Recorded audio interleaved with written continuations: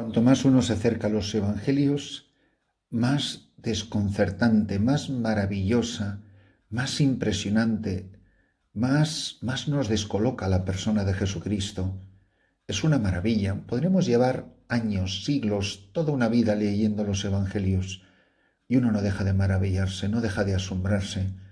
Uno no deja de sentirse tan afortunado de haber conocido a esta persona, de haberte conocido a ti. Lo más grande que me ha pasado a mí en la vida es haber conocido a Jesucristo, haber conocido el amor de Dios, haber conocido a este hombre que me puso la vida patas arriba, que me trastocó la existencia y que yo no he vuelto a ser la misma persona desde que él pasó por mi vera, pasó por mi lado, me fui con él y ya para siempre todo fue diferente, todo cambió.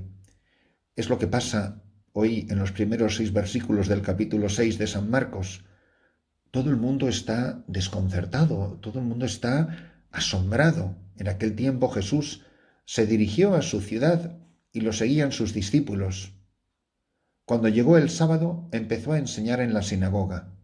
La multitud que lo oía se preguntaba asombrada. Ahí tenéis, la primera vez. Asombrada la gente que lo seguía, la multitud que le oía se preguntaba asombrada. ¿De dónde saca todo eso? ¿Qué sabiduría es esa que le ha sido dada? ¿Y esos milagros que realizaba con sus manos? ¿No es este el carpintero, el hijo de María, hermano de Santiago y José y Judas y Simón? ¿Y sus hermanas no viven con nosotros aquí? Y se escandalizaban a cuenta de él. Desconcierta a la gente. Unos asombrados, otros escandalizados. A unos no les cuadra que un hombre así pueda saber tanto, viniendo de un origen tan humilde, que no era una persona necesariamente muy letrada, que no hablaba con un lenguaje rimbombante, que no tenía engolamiento de voz. Muy al contrario, una persona llana, sencilla, pero que decía cosas tan extraordinarias, cosas que nunca nadie había escuchado antes, y con tanta sencillez hablaba de los misterios del reino como alguien que los conocía, que los había visto. Es más, que él era el reino y que él es el misterio que se revela. Pero dice que la gente se escandalizaba de él. Les decía, no desprecian a un profeta más que en su tierra, entre sus parientes y en su casa. Y puesto que no cuadraba con el pedigrí de la persona que ellos esperaban que tenía que ser, van y lo rechazan y lo desprecian porque no tiene el origen o las letras, no es del Sanedrín, no es de los sumos sacerdotes, no es de las personas que son oficialmente conocidas como maestros de la ley.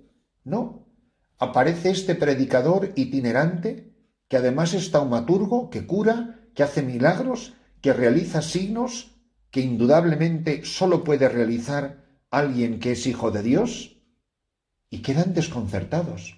Pero mirad, y todavía el pasaje lo seguimos leyendo, no lo hemos terminado. Yo creo que esto no nos puede sorprender tanto, porque a una manera muchísimo más pequeñita es lo que pasa con los santos. Los santos desconciertan. Yo me acuerdo porque yo lo he visto, yo he viajado en avión, yo he viajado en tren, yo he viajado en coche, he viajado de muchas maneras con la Madre Teresa de Calcuta. Y la gente se maravillaba de ella, pero luego les decía cosas que ellos no querían oír. Había gente impactadísima por su santidad o por su misericordia o por su labor con los más pobres de los pobres, pero después hablaba de los anticonceptivos y hablaba del aborto, cosas que muchos obispos y muchos sacerdotes y que muchos que lo deberían de decir se acobardan y les da vergüenza, y a ella no le daba vergüenza. Y entonces la gente quedaba desconcertada. La gente que más he visto desconcertada frente a la Madre Teresa, esto soy testigo de ello, la gente más desconcertada frente a ella eran sin duda los sacerdotes y las religiosas, porque ella vivía la vida religiosa de una manera que ya muchas monjas no lo viven. Su vida de convento, el rigor de su horario, la disciplina, las penitencias, el ayuno, la fidelidad a la oración, cómo vivía con tanta delicadeza la profesión de los votos, cómo vivía la pobreza, o la obediencia, o la castidad, muchas cosas que ya en muchos detalles no se vive en la vida religiosa. Y muchas religiosas no les gustaba nada cómo vivía la Madre Teresa. Hombre, reconocerían que era una persona muy buena, que había hecho una gran labor con los más pobres de los pobres, pero no les hacía ninguna gracia su manera de vivir, porque no era como ellos pensaban que ella debería de ser. Y les decía a los sacerdotes cosas que nadie nunca les había dicho. Yo soy testigo de ello. Soy testigo cuando hablaba con un sacerdote o cuando habló a cientos, es más, a miles de sacerdotes, como pasó con un retiro de sacerdotes que hubo en Roma, un retiro mundial de sacerdotes en 1984. Lo recuerdo perfectamente. Y me acuerdo que les decía cosas tan sencillas. Decía, qué limpias las manos de un sacerdote para tocar el cuerpo de Cristo. Qué limpios los ojos de un sacerdote para mirar con la mirada de Cristo. Qué puros los labios de un sacerdote, decía, para decir las palabras de la consagración, de la absolución o del bautismo, para dejar a Cristo hablar por sus labios y bendecir por sus manos y mirar con su mirada. Y luego decía, qué limpio el corazón del sacerdote. Claro, los sacerdotes quedaban totalmente desconcertados cuando salía esta monjita, que no tenía estudios de nada, hablándoles en Roma, la mayoría de ellos emperifollados, estudiando sus licenciaturas y sus doctorados, que no les daban más que plumas de pavo real. Y salía esta hermana, esta religiosa, diciéndoles unas cosas tan sencillas. Y había gente que salía llorando, otra gente salía escandalizado, otras, ¿pero qué se ha creído esta? Era desconcertante, como lo era Jesús con la gente de su tiempo.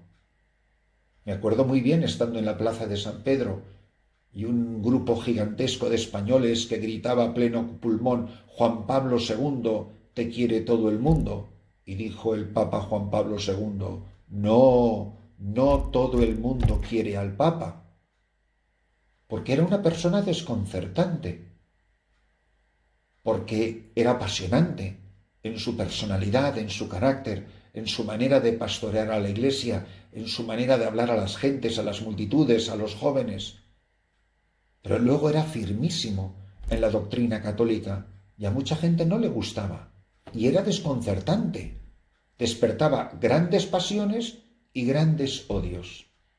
Es lo que le pasa a Jesucristo. Y pobre de ti y pobre de mí, como yo y tú no tengamos enemigos.